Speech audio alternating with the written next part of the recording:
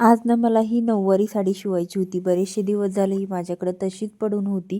तर म्हटलं चला आज त्याचं मुहूर्त लागलाय तर शिवूनच घ्यावी, कारण ती मला कस्टमरला पुढे द्यायची पण होती. खूप दिवसाची माझ्याकडेच होती.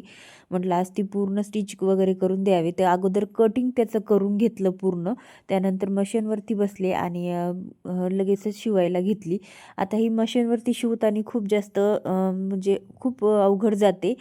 काय होतं त्याला व्यवस्थित कॅरी करताना आपल्याला जरा वेळ लागतो आणि मशीनवरती शिवताना ना शूट करता येत नाही.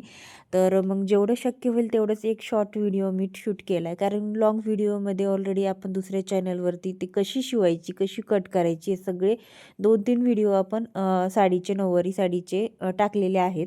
जर तुम्हाला शिवायला कशी शिवायची हे शिकायचं असेल, पाहायचं असेल तर नक्की तिथे जाऊन तुम्ही तो व्हिडिओ पाहून बघू शकता. आणि तर मी आज ही पूर्ण साडी कंप्लीट करायची ठरवली होती, तर शेवटी मी कंप्लीट केलीच. मला थोडासा वेळ लागला इथं, कारण की साडी खूप जास्त कडक अशी होती.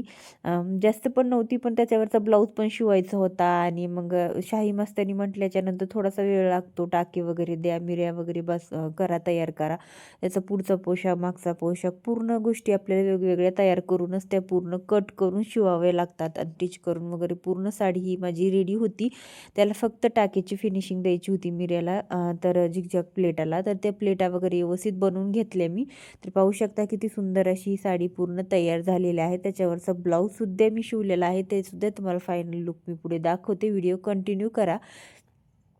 तर कोणती पण साडी शिवायची असेल तर त्याला इस्त्री मारायची, परत ती साडी कापायची, स्टिच करायची आणि खूप सारी कुटाणे असतात, तरीसुद्धा काम म्हटल्याच्यानंतर करावंच लागतं आणि मनापासून केलं तर खूप छानही होतं.